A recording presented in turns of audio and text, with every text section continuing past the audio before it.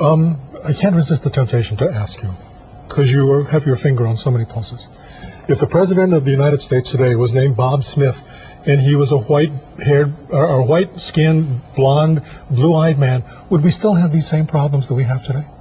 We have in society or in politics? In politics. I think the same dilemma that we're talking about here. I think politics is colorblind. I think politics is all about power, and the problem is the power resides with the money and interest groups that have the money to hire lobbyists, and those are the people talking in politicians' ears. Mm-hmm. We on the outside can talk up.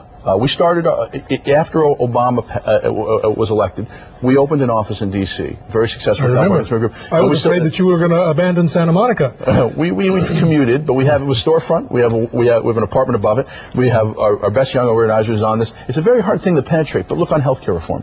We had a guy who was the top getter of money from the health insurance industry, a Democrat, Max Baucus, who was in charge of health reform. Mm-hmm.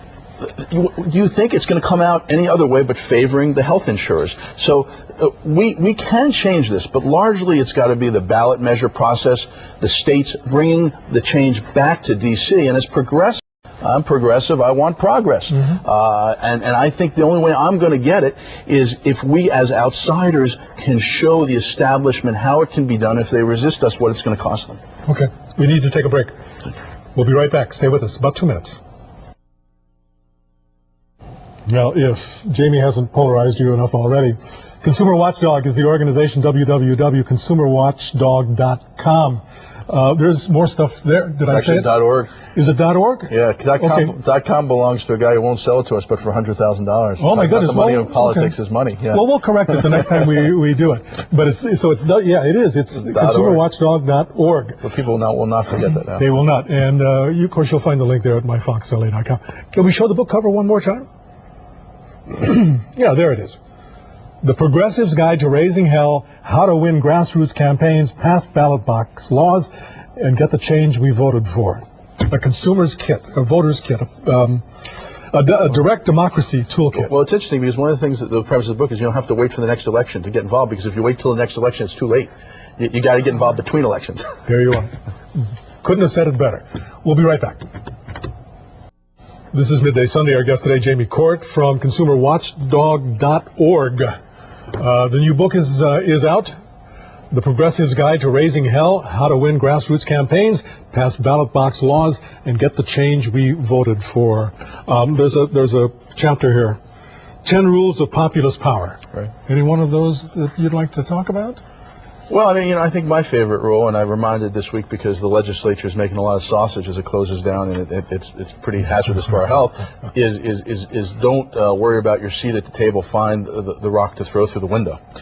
Because, it's a classic example. The legislature that this past week, as it closed down, had a great bill that would have created the regulate health insurance rates. We all have to buy health insurance by 2014 on Obamacare. What they neglected to do, because of Washington, was to say what the price we would pay for health insurance is. And as you know, we have this great model with our insurance reform in California, Prop 103, that's held down auto insurance and homeowners rates.